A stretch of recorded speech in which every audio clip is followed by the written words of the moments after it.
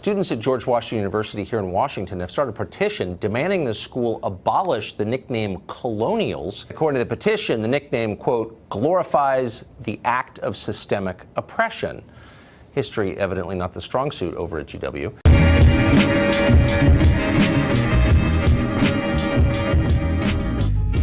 It's not us trying to erase American history, it's us trying to be respectful of a global history of violence and create a welcoming space for people from all over the world, because that's a goal of this institution.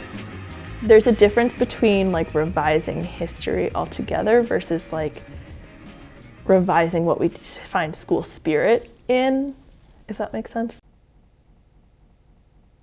Why is changing the colonial mascot name something important to do?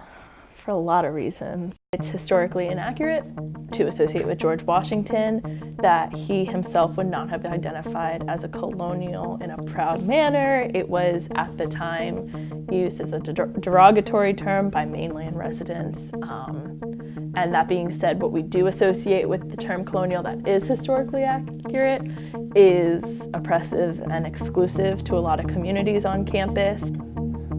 When I first came to GW in 2012, I thought the name was strange. As an early American historian, I was surprised that GW used a name that wasn't actually used in George Washington's time.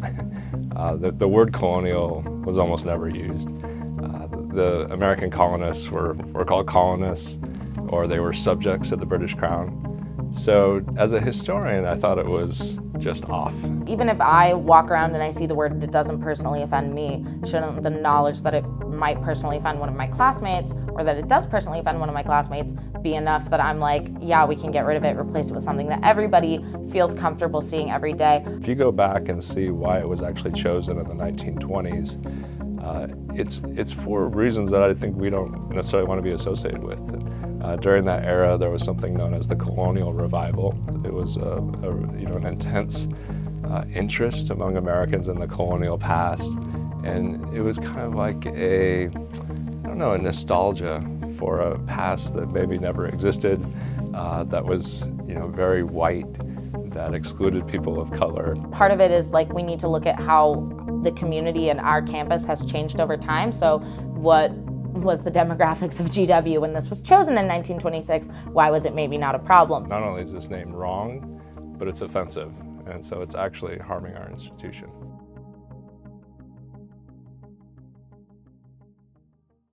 Pretty much just said that, so you said about 4,000 students typically participate, and then we're student body, what, 11, 12,000? So like 30% participation-ish, and of that, like even though that during your presentation you said that even if it wasn't a majority, it would still move forward. Like I'm quoting you, I think you said if a significant number of students wanted the name change, you would still move forward even if it wasn't a majority. Because that seems totally unrepresentative of what the students actually want, and totally opposed to the idea of a referendum getting a name change. Yeah, I think it would be a matter of like if we were intentionally only excluding. No, my point is you're not actually representing the student body by only taking into consideration, say, 15% of student voices. Somebody from Fox reached out to myself and actually a couple other members, I believe, and asked for comment. Then a Fox article came out with a quote from me. It had my name, it said I was a member of the Student Association. And then after the article came out, I started, receiving some emails, some Facebook messages. A lot of the contents of those messages were just like, you're stupid, you don't know what you're doing, you're wrong, you're like a liberal, easily offended, leftist, like super left, like go, hide in your bed, go into your safe room, whatever I don't even remember. You're like a snowflake. I got that a few times. It's one of those things that's just like the nature of our school. We're always going to argue about something, and it's like right now, I guess it's that again. It's the same thing with teams like the Redskins, things like that. Like they just have a discriminatory energy, dare I say. I don't have a particularly strong opinion about it, but if people are really offended by it, I think that should be the end of the discussion. If people are made very uncomfortable about it, we should do whatever we can to make them feel more comfortable. I come from an indigenous community in northern New Mexico. I'm a part of Los Comanches de la Serna in Rancho de Taos, New Mexico. When I first came to GW, one of the first questions I got asked by my family was, you know that they identify as the colonials, right?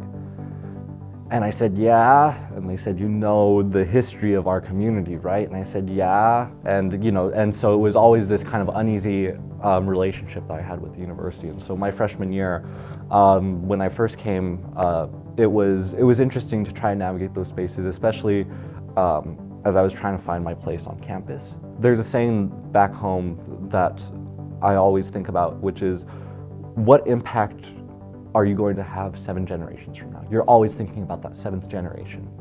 What I want my impact to be is ensuring that this campus, because it is a great school, and I will go to my deathbed saying that it is a fantastic school with great opportunities, but I want my impact to be that this school is able to bring in more students, bring in students from communities that are representative of the United States, that are representative of the entire world, and making sure that they feel empowered and welcome and able to do whatever their heart desires here at the university.